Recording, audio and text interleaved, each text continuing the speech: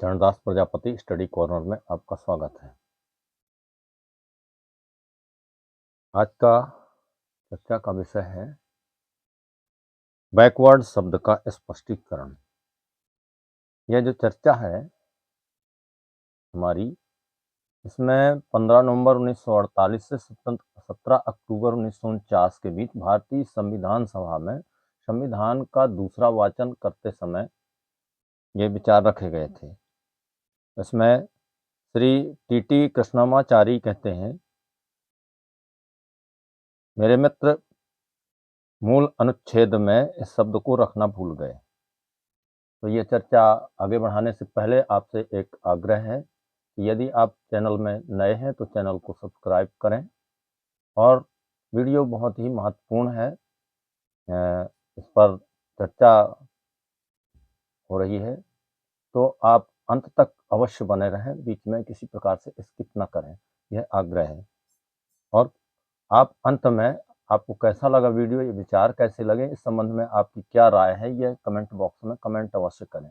यदि वीडियो अच्छा लगे तो आप अपने परिचितों के बीच इसको भेजें, शेयर करें। तो अब हम आगे बात करते हैं। माननीय डॉक्टर BR अम्बेडकर साहब कहते हैं कि मैं समझ नहीं सका, अस्तु इस संशोधन के उद्देश्य को मैं स्पष्ट कर देता हूँ।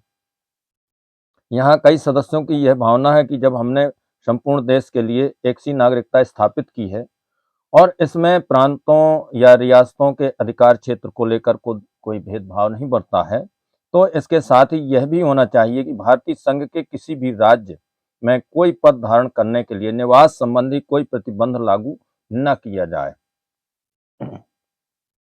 क्योंकि जिस मात्रा तक आप निवास संबंधी प्रतिबंध लागू करेंगे उसी मात्रा तक अपनी एक रूपी नागरिकता का महत्व कम हो जाएगा, जिसे विधान द्वारा हमने समस्त देश के लिए स्थापित किया है।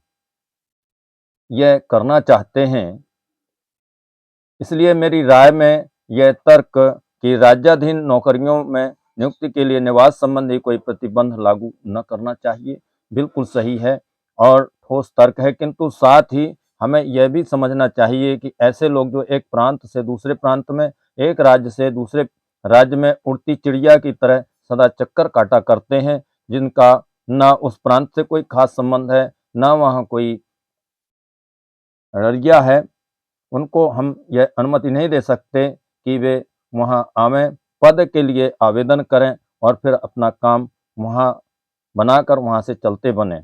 इसलिए निवास संबंधी कुछ न कुछ प्रतिबंध तो रखना ही होगा। जब इस प्रश्न पर छानबीन की गई तो पता चला कि और भी कई प्रांतों में वहाँ सरकारों ने ऐसे नियम बना दिए हैं जिनके द्वारा उस प्रांत के किसी पद पर नियुक्त किए जाने के लिए वहाँ का एक नियत काल का वासी होना आवश्यक है। इसलिए संशोधन की मूलभूत योजना यह है कि आमतौर पर किसी पद के लिए निवास संबंधी प्रतिबंध न होना चाहिए, किंतु फिर भी इस संबंध में कुछ अपवाद तो बरता ही जा सकता है और यह असंगत नहीं है। हम तो केवल उसी प्रथा पर चल रहे हैं जो विभिन्न प्रांतों में अरसे से चली आ रही है, किंतु इस संबंध में हमने यह देखा कि भिन्न भिन्न प्रांतों में एक अवधि तो निश्चित कर दी गई है। जितने दिनों का वहाँ निवासी होना अभ्यर्थी के लिए आवश्यक है, पर सब जगह एक सी अवधि नहीं रखी गई है। कुछ प्रांतों में ऐसा नियम है कि अभ्यर्थी के लिए यह जरूरी है कि वह उस प्रांत में बस गया हो। इसका क्या मतलब है, यह समझ में नहीं आता। दूसरों ने 10 वर्ष का बासिंदा होना जरूरी ठहराया है और कईयों ने 7 वर्ष की ही अवधि रखी है। इसलिए ऐसा अनुभव किया गया कि निवास संबंधी पात्रता तो वांछनीय है, पर निवास संबंधी जो भी प्रतिबंध हो वह समस्त भारतवर्ष में एक समान होना चाहिए। सुतराम, यदि आपका उद्देश्य यह है कि सर्वत्र निवास संबंधी अवश्य एक ही हो, तो इसकी प्राप्ति के लिए आवश्यक है कि इसको नियत करने का अधिकार आप संसद को दें, ना कि किसी इकाई को, चाहे वह प्रांत हो या रियासत। अन्य रियासतों को यह अधिकार नहीं होना चाहिए। इस संशोधन में निवास संबंधी जो शर्त रखी गई उसके पीछे मूल अभिप्राय यही है। मेरे मित्र श्री कामत ने जो प्रश्न उठाया है उसके संबंध में मैं नहीं बोलना चाहता, क्योंकि श्री मुंशी अर्थात कन्हैयालाल माणिकलाल मुंशी जी तथा एक अन्य मित्र भी उस पर काफी प्रकाश डाल चुके हैं। इन लोगों ने श्री कामत को यह बता दिया है कि संशोधन की भाषा किस तरह विधान के अन्य प्रावधानों के अनुरूप है। अब मैं उस प्रश्न की ओर आता हूँ जिसको लेकर यहाँ सदस्यों में बहुत हलचल है, अर्थात अनुच्छेद 10(3) में प्रयुक्त बैकवर्ड शब्द को लेता हूँ। शुरू में ही मैं कुछ आम बातें कह देना चाहता हूँ ताकि सदस्य यह समझ जाएं कि बैकवर्ड शब्द का ठीक ठीक क्या प्रयोजन है, क्या मतलब है, क्या महत्व है और इसे इस खंड में रखने की क्या जरूरत थी। यदि सदस्य इस विषय पर आपस में मतों का आदान प्रदान करें और इसे समझने की चेष्टा करें तो उन्हें पता चलेगा कि इस संबंध में 3 दृष्टिकोण वर्तमान हैं, माने मौजूद हैं, और इन तीनों को ही संतुष्ट करना होगा। अगर हमें कोई व्यवहार करने में आने योग्य योजना तय करनी है जो सभी को मान्य हो, इनमें पहला दृष्टिकोण यह है कि सभी नागरिकों को समान अवसर समता प्राप्त होनी चाहिए। इस सभा के अनेक सदस्यों की यह इच्छा है कि प्रत्येक व्यक्ति को जो किसी विशेष पद के लिए योग्य हो, इस बात की आज़ादी होनी चाहिए कि वह उसके लिए आवेदन कर सके, परीक्षा में बैठ सके और यह निश्चित करने के लिए कि वह पद के योग्य है या नहीं, इसकी उसकी योग्यता की जांच होनी चाहिए और इस संबंध में अवसर साम्य के सिद्धांत को अमल में लाने पर कोई प्रतिबंध, कोई बाधा नहीं होनी चाहिए। दूसरा दृष्टिकोण जो ज्यादा करके सभा के एक वर्ग का है, वह यह है कि किसी वर्ग या संप्रदाय के पक्ष में किसी प्रकार भी आरक्षण यानी रिजर्वेशन की व्यवस्था न होनी चाहिए। सभी नागरिकों को अगर वह योग्य हैं तो जहां तक सरकारी नौकरियों का संबंध है समान रूप से अवसर मिलना चाहिए। अगर हमें यह सिद्धांत बरतना है तो उनकी राय है कि हमें इसे पूर्ण मात्रा में बरतना चाहिए। फिर एक तीसरा दृष्टिकोण हमारे सामने है, इसके पीछे एक बड़ा जनमत है। यह पक्ष इस बात पर जोर देता है कि सैद्धांतिक दृष्टि से अवसर समता का सिद्धांत बहुत ही अच्छा है, किंतु फिर भी नियुक्तियों में उन कतिपय संप्रदायों को स्थान देने के लिए हमें एक ना एक व्यवस्था करनी ही चाहिए जिन्हें अब तक शासन कार्य से सदा अलग ही रखा गया है। कितना सुंदर विचार है। जैसा कि मैं बता चुका हूँ, मसौदा समिति में एक ऐसा नुस्खा तैयार करना था जो तीनों दृष्टिकोणों को संतुष्ट कर सकता हो।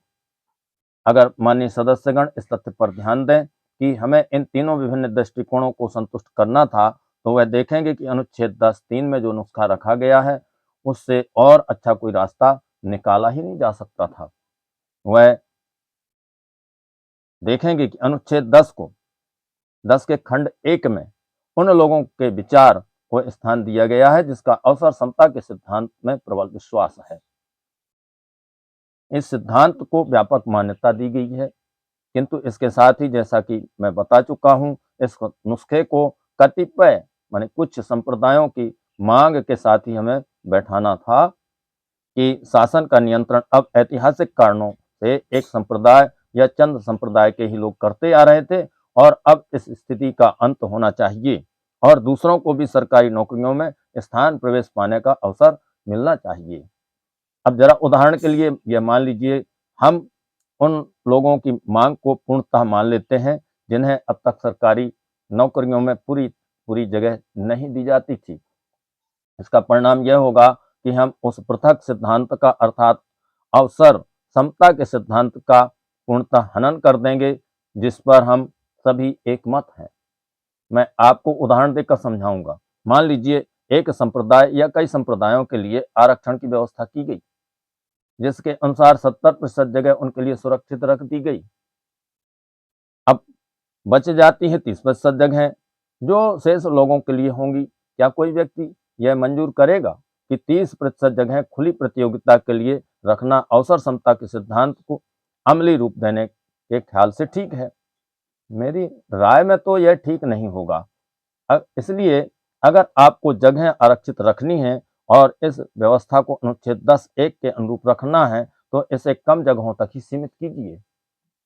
ऐसा होने पर ही अवसर समता के सिद्धांत को विधान में वास्तविक स्थान मिल सकेगा और वह व्यवहार में आ सकेगा। इसमें 2 बातों का ख्याल रखना है।